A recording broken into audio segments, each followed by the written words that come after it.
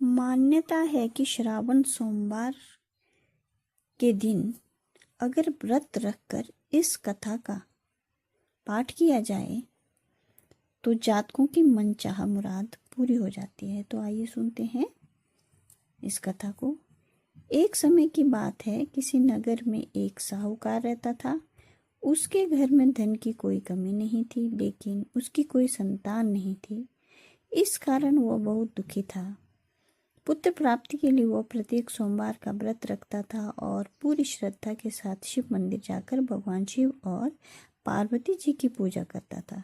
उसकी भक्ति देखकर एक दिन माँ पार्वती प्रसन्न हो गई और भगवान शिव से उस साहूकार की मनोकामना पूर्ण करने का आग्रह किया। पार्वती जी की इच्छा सुनकर भगवान शिव ने कहा कि हे पार्वती, इस संसार में हर प्राणी को उसके कर्मों का फल मिलता है और जिसके भाग्य में जो हो उसे भोगना ही पड़ता है। लेकिन पार्वती जी ने साहूकार की भक्ति का मान रखने के लिए उसकी मनोकामना पूर्ण करने की इच्छा जताई। माता पार्वती के आग्रह पर शिवजी ने साहूकार को पुत्र प्राप्ति का वरदान तो दिया, लेकिन साथ ही यह भी कहा कि उसके बालक की आयु केवल 12 वर्ष होगी। माता पार्वती और भगवान शिव की बातचीत को साहूकार सुन रहा था। उसे ना तो इस बात की खुशी थी और ना ही दुख। वह पहले की भांति शिवजी की पूजा करता रहा। कुछ समय के बाद साहूकार के घर एक पुत्र का जन्म हुआ। जब वह बालक 11 वर्ष का हुआ तो उसे पढ़ने के लिए काशी भेज दिया गया। साहूकार ने पुत्र के मामा को बुलाकर उसे बहुत सारा धन दिया और कहा कि तुम इस बालक को काशी विद्या प्राप्ति के लिए ले जाओ और मार्ग में यज्ञ कराना। जहाँ भी यज्ञ कराओ वहाँ ब्राह्मणों को भोज कराते और दक्षिणा देते हुए जाना। दोनों मामा भांजे इसी तरह यज्ञ कराते और ब्राह्मणों को दान दक्षिणा देते काशी की ओर चल पड़े। रात में एक नगर पड़ा जहाँ नगर के राजा की कन्या का विवाह था, लेकिन जिस राजकुमार से उसका विवाह होने वाला था वह एक आंख से काना था। राजकुमार के पिता ने अपने पुत्र के काना होने की बात को छुपाने के लिए एक चाल सोची।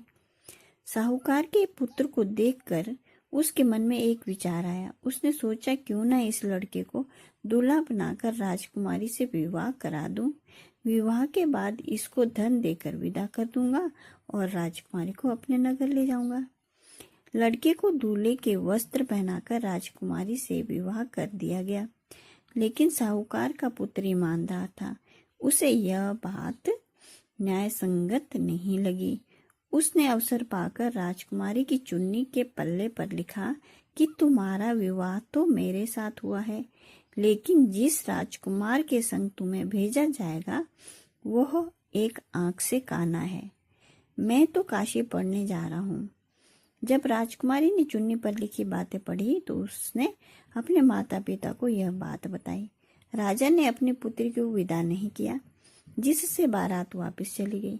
दूसरी ओर साहूकार का लड़का और उसका मामा काशी पहुंचे और वहां जाकर उन्होंने यज्ञ किया। जिस दिन लड़के की आयु 12 साल की हुई उसी दिन यज्ञ रखा गया। लड़के ने अपने मामा से कहा कि मेरी तबीयत कुछ ठीक नहीं है। मामा ने कहा कि तुम अंदर जाकर सो जाओ। शिवजी के वरदानुसार कुछ ही देर में उस बालक के प्राण निकल गए। मृत भांजे को देख उसके मामा ने विलाप शुरू किया। संयोगवश उसी समय शिवजी और पार्वती उधर से जा रहे थे।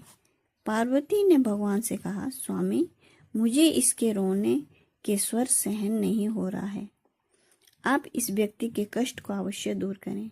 जब शिवजी मृत बालक के समीप गए तो वह बोले कि यह उसी साहूकार का पुत्र है जिसे मैंने 12 वर्ष की आयु का वरदान दिया। अब इसकी आयु पूरी हो चुकी है।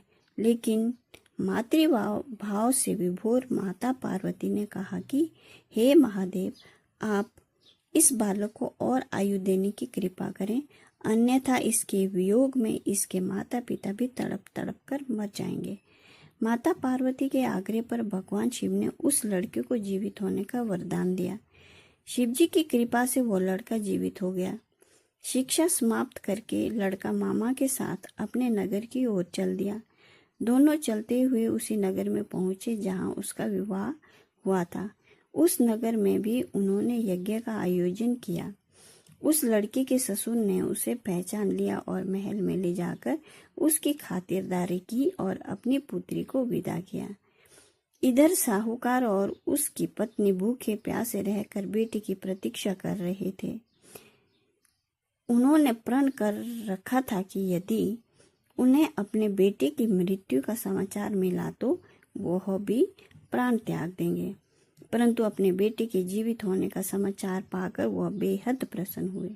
उसी रात भगवान शिव ने व्यापारी के स्वप्न में आकर कहा, हे श्रेष्ठी, मैंने तेरे सोमवार के व्रत करने और व्रत कथा सुनने से प्रसन्न होकर तेरे पुत्र को लंबी आयु प्रदान की है।